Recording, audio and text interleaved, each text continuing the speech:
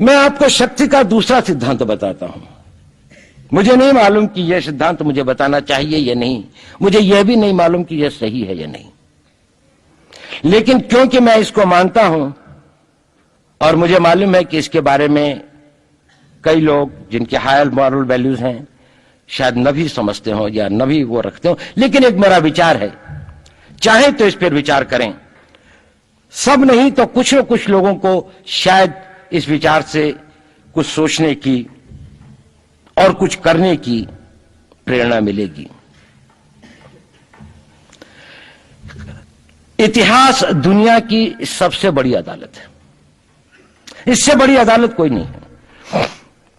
Supreme court में क्या हुआ, हाई कोर्ट में क्या हुआ, लड़ाई के मैदान में क्या हुआ, इलेक्शंस में क्या हुआ, ये सब बातें आती हैं चली जाती हैं, बाद में रह जाता है केवल इतिहास।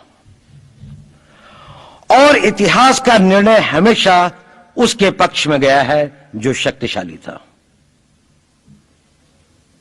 इसने कभी उसका साथ नहीं दिया जो न्याय के साथ था, जो सही था। अगर ऐसा होता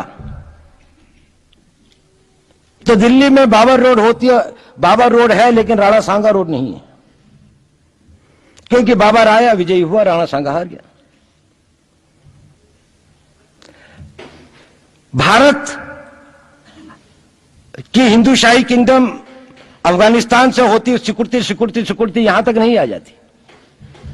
हमने किसी पर आक्रमण नहीं किया, हमने किसी के जीवन मूल्यों को नष्ट नहीं किया, हमने किसी के धर्म ग्रंथों को और धर्म स्थानों को नष्ट नहीं किया।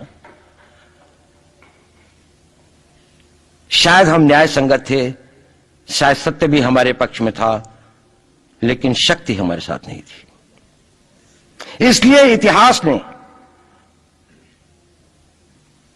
हमें उसकी सजा दी। इतिहास ने हमेशा उनको सजा दी जिन्होंने विचारों को कर्म से और न्याय को शक्ति से अधिक महत्व दिया। अब मैं ये नहीं कह रहा हूं कि उसको उसकी तिलांजलि कर देनी चाहिए, ये नहीं है कि न्याय का अपना महत्व नहीं है, लेकिन यदि कॉन्फ्लिक्ट ऑफ इंटरेस्ट हो तो शक्तिशाली बनना ज्यादा आवश्यक है। भारत धर्मगुरु भी तभी बनेगा जब एक शक्तिशाली भारत का निर्माण होगा। जिन लोगों ने भारत के ऊपर आक्रमण किया, भारत के ऊपर राज किया, इस प्रकार से राज किया कि राज करते वक्त, जाते वक्त अपने गुलामों से कह दिया कि तुम राज कर लो, हम तो जा रहे हैं, तो यहां पर गुलाम वंश भी बन गया। अगर हम लड़ाई के वॉरफेयर के उसूलों से देखें कि किसी भी राष्ट्र की जो कॉम्प्रिहेंसिव स्टेट पावर होती है, किन चीजों से वो लड़ाई लड़ता है, किसको हम कहते हैं कि ये शक्तिशाली है, दूसरा शक्तिशाली नहीं है, क्या वो अवयव होते हैं उसके, क्या घटक होते हैं उसके।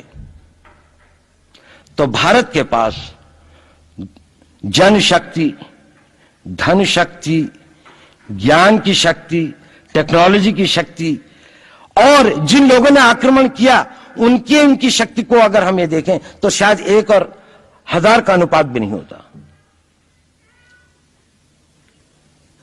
लेकिन उसके बाद भी हम वो नहीं कर पाए। और ये प्रश्न भी किसी ने पूछा, उस पर मैं आऊंगा बाद में। निवेदिता जी ने उसका बहुत अधिक उत्तर दिया, बहुत अच्छा उत्तर दिया था कि क्या कारण है, किसके कारण भी हम लोग इस लड़ाई में इतिहास ने हमारा साथ या हमारे पक्ष में न्याय नहीं दिया।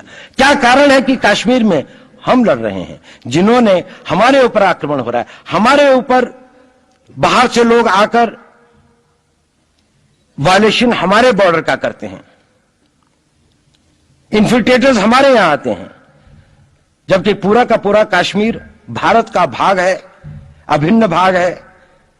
कानून के अनुसार वहां के राजा ने यह हस्ताक्षर किए, हमें दिया।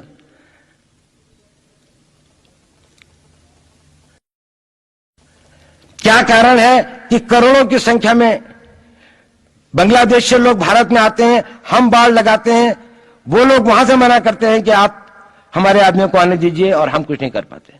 और भारत में 2 करोड़ नागरिक रहते हैं। हम हर एयरपोर्ट के ऊपर में इमिग्रेशन की चेक पोस्ट लगाते हैं कि कहीं पर कोई एक आदमी बिना पासपोर्ट के या बिना वीजा के भारत में प्रवेश न कर जाए। यहां पर लाखों की संख्या में, करोड़ों की संख्या में लोग आते हैं। सुप्रीम कोर्ट भी ये वो करता है कि जिन लोगों ने जो इसके लिए जिम्मेदार हैं, उन्होंने जो काम किया है वो भारत के ऊपर आक्रमण के बराबर काम किया है।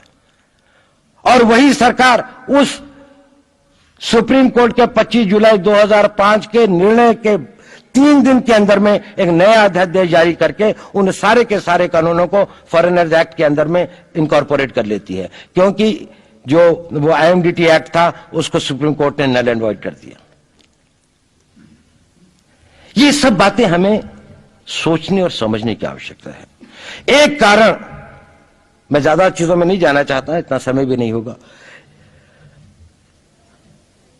कि भारत विदेशों से इतना नहीं हारा। अंग्रेजों ने भारत के खिलाफ कोई लड़ाई ऐसी नहीं जीती जिसमें कि अंग्रेजों की फौज में भारतीय सिपाही नहीं थे। चाहे वह पहले बंगाल नेटिव आर्मी थी, 1857 के अंदर में सिखों और गुरखास ने उनका साथ दिया। जब सिखों से लड़ाई हो रही थी तो बाकी लोगों ने उनका साथ दिया। हमेशा नेटिव आर्मी उनके साथ थी। जब जब आक्रमण वेस्ट से हुआ, चाहे वो पार्थियन थे, चाहे हून थे, चाहे मंगोल आए, बाद में मुगल आए, तो लश्कर कहां बने? वो तो थोड़े से लोग आए थे। लश्कर बने काबुल में, जिस वक्त तो इस्लामाइज भी नहीं हुआ था, लाहौर में, सरहंद में। हिंदुस्तानियों को हराया है तो हमेशा हिंदुस्तान के लोगों ने साथ नहीं दिया देश का। और दर्द है तो केवल इसी बात का। भारत के इतिहास में अगर दर्द केवल इस बात का नहीं है कि विदेशियों ने हमारे साथ क्या किया, उनका तो हम मुकाबला कर लेते। दुख इस बात का था कि हमारे सभी लोगों ने साथ नहीं निभाया और साथ नहीं दिया। और इसकी फीलिंग आज भी मुझे इस देश में होती है। और भारत को आंतरिक बाह्य शक्तियों से जो सबसे बड़ा खतरा है, वो खतरा इस बात का है कि हमारे अपने लोग ही कहीं राष्ट्र की सुरक्षा, राष्ट्र की अस्मिता, राष्ट्र के गौरव का सौदा न कर बैठे, अपने आज के सुख के लिए अपने भविष्य को अंधकारमय न कर दें। और इसके लिए जो जागरूकता चाहिए, इसके लिए जो ताकत पैदा करनी है, वो ताकत केवल समाज के अंदर भी पैदा की जा सकती है। उसको केवल आप लोग कर सकते हैं। वो केवल आज की युवा शक्ति ही कर सकती है।